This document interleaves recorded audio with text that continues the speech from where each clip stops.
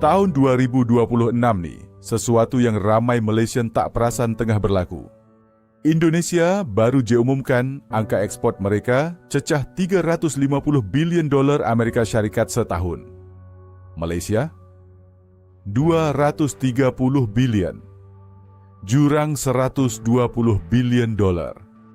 10 tahun lepas, kita hampir sama level.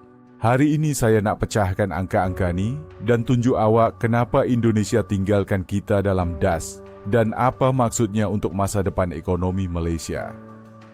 Sebelum kita dive in, saya nak awak tahu sesuatu. Rakan Indonesia saya kata Malaysian ego tinggi sangat, sampai tak boleh terima bila negara lain lebih baik. Tapi saya percaya kita lebih mature dari itu. Kalau awak setuju data matters lebih dari ego, tekan butang langgan sekarang. Proof yang kita sanggup face reality untuk improve. Assalamualaikum. Mari kita start dengan baseline. Tahun 2015, ekspor Malaysia 180 bilion dolar Amerika Syarikat. Indonesia 150 bilion. Kita lead dengan 30 bilion. Fast forward 2026, mereka 350 bilion. Kita 230. Mereka overtake dan tinggalkan kita jauh. Dalam 11 tahun, mereka double ekspor, sambil kita naik cuma 28%. Dan nanti, saya akan tunjuk satu sektor spesifik yang Indonesia dominate sampai Malaysia nampak macam pemain kecil. Jom breakdown mengikut sektor.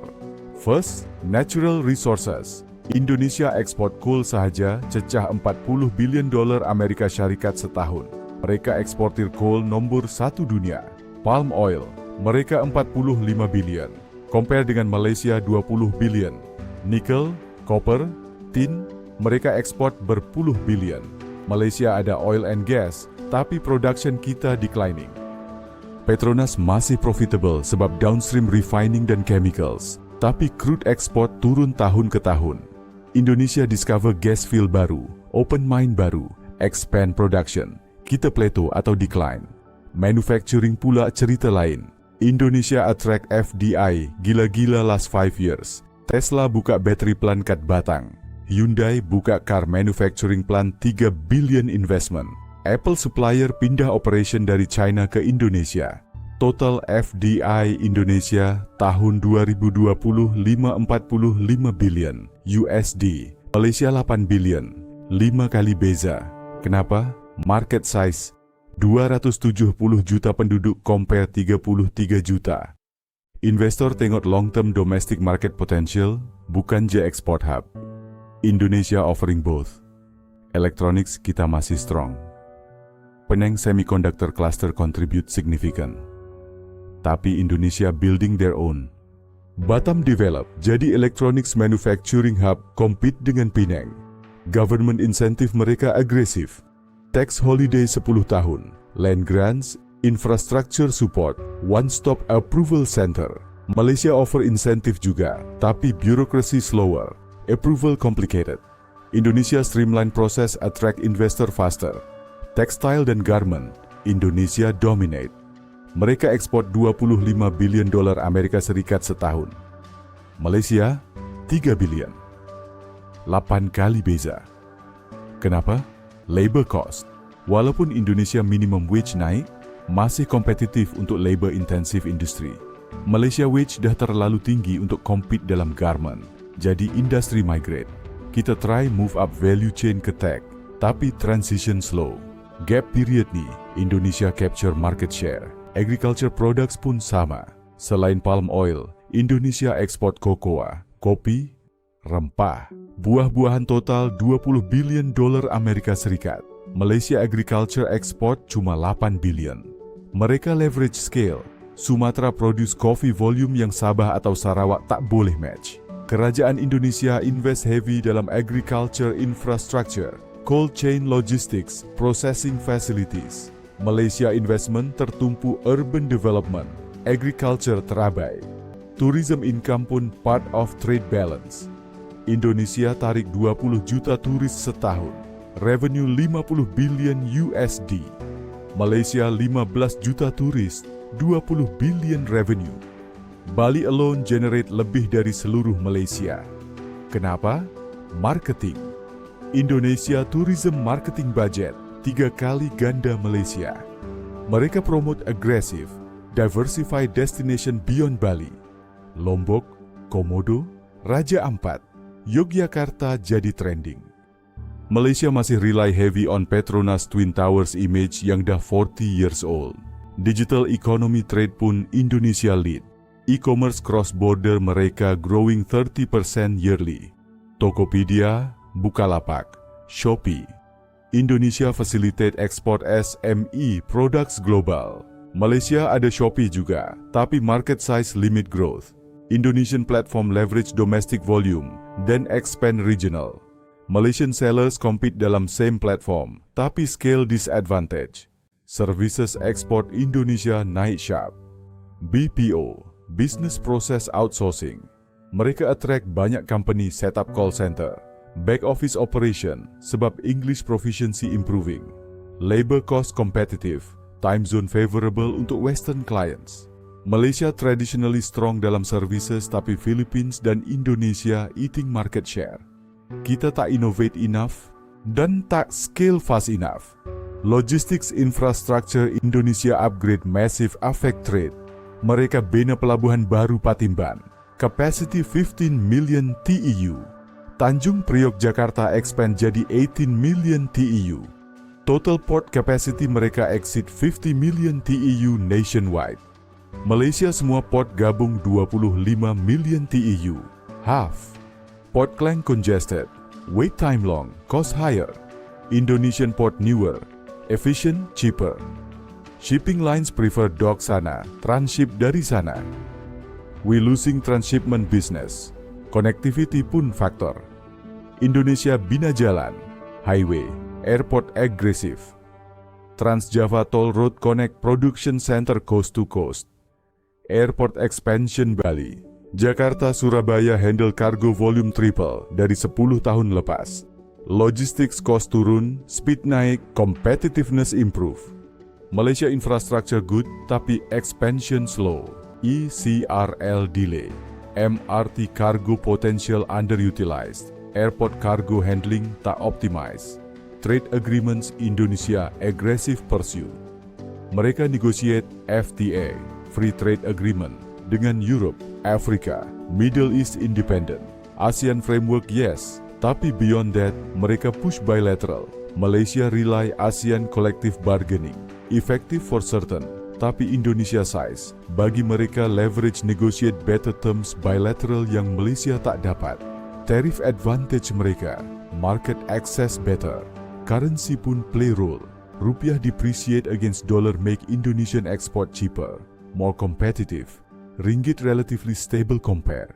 Stable good for certain aspect, tapi dalam export competitiveness, cheaper currency advantage. Indonesian goods price competitive, volume increase.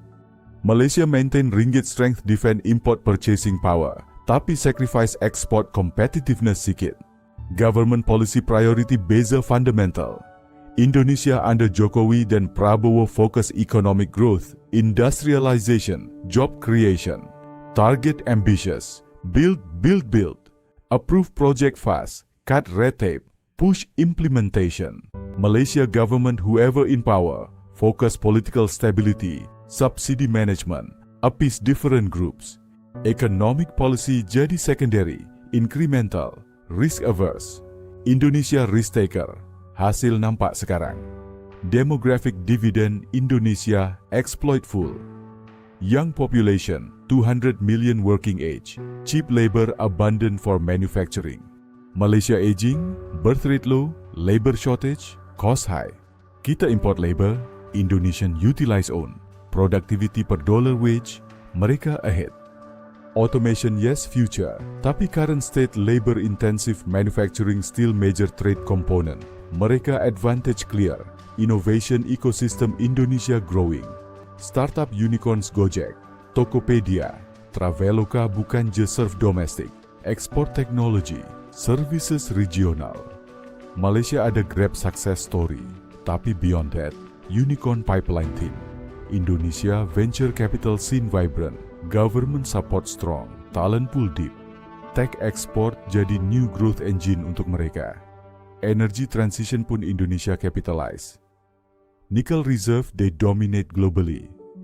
Electric vehicle battery need nickel. Tesla, Chinese EV makers, Korean battery makers semua setup Indonesia sebab raw material access. Value chain vertical integration dari mining to battery production to EV assembly semua nak buat kat sana. Malaysia, kita try attract EV investment tapi tak ada nickel, tak ada lithium, positioning challenging. Jadi kita tertinggal dalam industri future ni. Political stability perception improve Indonesia. Dulu investor takut corruption, policy flip-flop, protes. Last decade, governance improve, policy consistency better, business environment predictable. Malaysia perception good traditionally, tapi recent years political uncertainty, government change, policy U-turn, buat investor cautious. Indonesia trajectory upward, Malaysia plateau atau slide downward. Investor money follow trajectory. Branding pun factor. Made in Indonesia dulu, cheap low quality image. Sekarang, Indonesia promote quality manufacturing, sustainability, ethical sourcing, rebrand successful. Made in Malaysia still positive tapi tak grow stronger. Kita tak invest enough dalam nation branding, product positioning global market. Indonesia aggressive promote, hasil trade volume reflect. SME support Indonesia government prioritize. Program pembiayaan, training export procedure, connect SME dengan buyer global. Participation trade fair subsidize. Malaysian SME complain hard, nak access support. Birokrasi banyak, funding limited. Indonesian SME empowered, contribute significant portion export. Malaysian SME underutilized potential. Infrastructure Corridor Indonesia develop integrate production to port seamless. Industrial estate connect direct highway to port. Utility reliable. Worker housing nearby. Ecosystem complete. Malaysia industrial area scattered. Connectivity suboptimal. Integrated planning weak. Efficiency loss translate cost higher. Competitiveness lower. So where does this leave Malaysia? Truthfully, challenging position. Indonesia momentum strong, policy aggressive, market huge, investment flowing. Malaysia need drastic shift, incremental improvement tak cukup. Kena rethink trade strategy, industrial policy, investment attraction, education align workforce future industry need, infrastructure priority recalibrate. Kita tak doom. Malaysia masih ada strengths. Semiconductor cluster world class, services sector mature.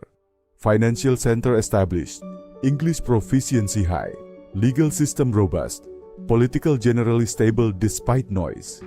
But resting on laurels while Indonesia sprint forward. Recipe for falling further behind.